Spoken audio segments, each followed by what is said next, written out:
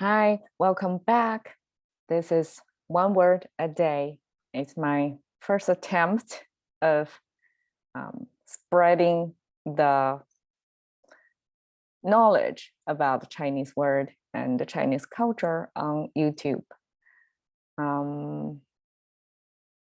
And I have a system of doing this by showing you tiny bits of, I would like to say it's the gist or the best part of Chinese, putting in a very commonly used, referred tiny capsules of wisdom or pearls of thought that use a few characters coming together to make a meaning or make an image, or to help us, to guide us to, because these are so well known and we can just freely tap into it and then find some inspiration. Even if we have known it for a long time, we can retrieve that information and feel fresh as it's related to today's situation. So I would like to share with you one word a day, and it could be multiple characters, but it's one meaning, like one holistic meaning unit a day. So yesterday we learned this long form Chinese poem. It's important to see like how we verbalize and express our sense of it's related to beauty, like how I appreciate nature, how to describe nature, what imageries we use, how we compare it to what. So in this case, it's a waterfall compared with Milky Way. And it's interesting, right? It's something falling down, but you're comparing with a long strip of glittering light in the night sky, horizontal, but the sense of how big it is in proportion to you. So I guess that's the main thing. And also the glittering related to the flying current, the vapors flying or the water drops flying in the sphere near the waterfall. So this is from yesterday, and today we're going to carry over the current character. And in the previous one, 飞流 is a current, it's a noun, but in the new phrase, the same character, same pronunciation, everything the same, but it gets a different meaning. It means like current, current-ish, right? So that becomes flowing. This is a common phenomenon in English as well. So noun becomes an adjective. It's a switchable. But the thing in Chinese is like we don't really have its character transformation. Like it looks the same, it sounds the same, but you applying to a different context and you see, okay, there is a noun after it. So that must be a descriptive assigner to the noun. So it's read in context that makes what the word is. So 似水流年 is another beautiful expression that I like very much. Even if it's only short and simple, 4 character, and the words look simple enough, and the concepts too. But there is a beautiful English expression corresponding to this. You probably can think of after I explain to you what the whole phrase means. Let's go down to word level. 似. Okay. This word means a comparison. It's kind of like a rule and same meaning. So it's a comparing A to B. And then I thought a little bit like, what's the difference between, because when I use it, I never notice.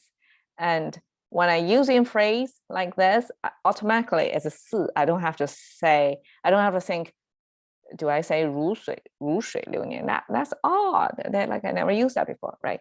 But as a foreign language speaker, it's like, okay, this is the meaning you want. So why can't you use the other word that means like? Then I make a little bit thinking about it, like what's the difference between the two? Okay, so if it's a 如, most likely it's before adjective. So remember the previous example we have is like, obsessive, or obsessed, like intoxicated. So both are a state of being adjective after the 如. But here is a noun after this 似. So it turned out I have quickly go through the word in my vocabulary to see, oh, what's the difference. So 似is going to be used before noun, and the 如 is going to be used before descriptive adjectives. So there you go. Not that complicated, it's logical. And the second word 水 is one of the simple, besides 1, 2, 3.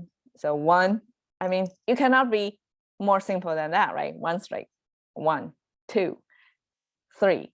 So I mean, 2, we have 2 stroke, we have a 10, right? If you draw the second stroke like that, it's 10. But if you draw parallel, it's 2. And then this is 3 stroke category, simple level. So this you can finish. Wow, actually this is 4 stroke. I'm sorry, I lied to you. So when we write this word, it will be the middle part first, going down with a little hook at the end, and then the second stroke will be this. So horizontal and then going down. And then you have this tiny little diagonal short stick over there, and then you have a longer stroke down here. So I like to, it's 4 strokes, but the whole image comes from water.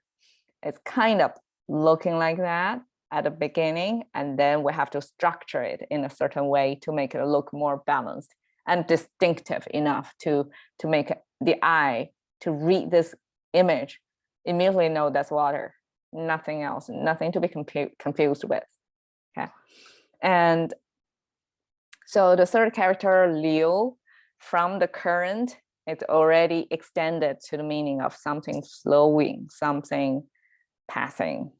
And the last word, nian, you probably have heard of Chinese, the most well-known overseas Chinese, whenever they have Happy New Year, they're going to say 新年快乐 or 新年好, simply means Happy New Year or have a good New Year, good year, right?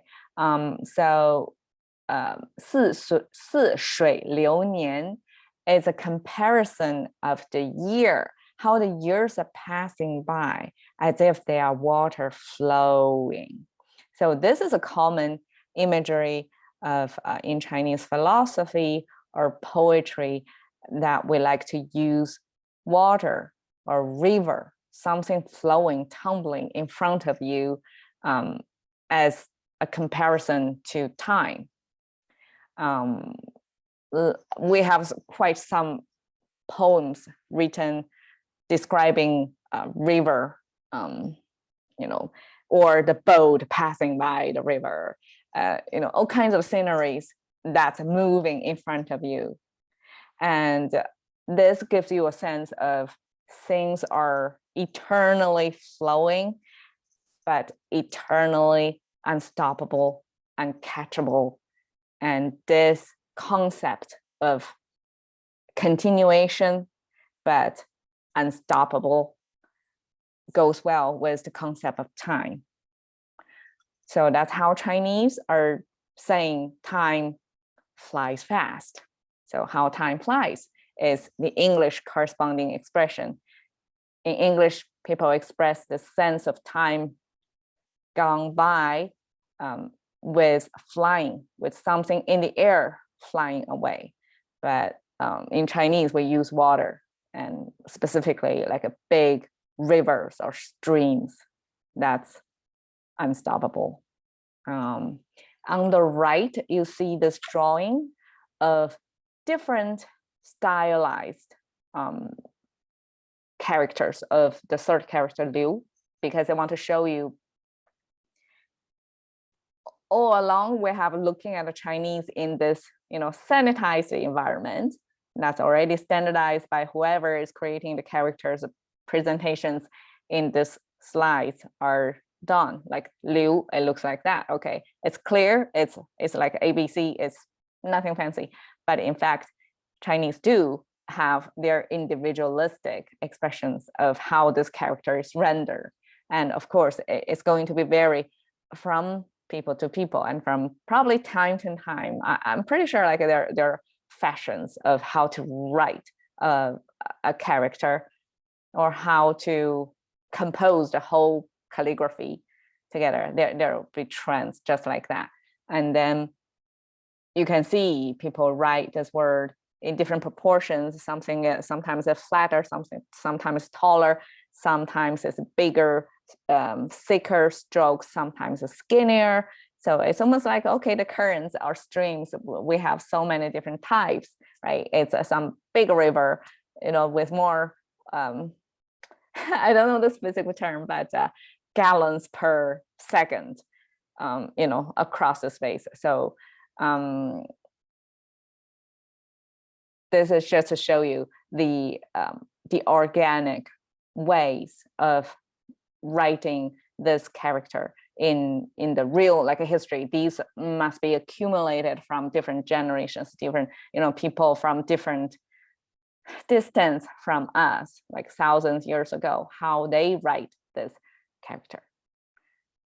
All right, that closes our show today. And when we all know how time flies, and I appreciate you sharing your flying time with me today. I hope you'll get back tomorrow. We're going to learn another set of phrase. See you then. Bye.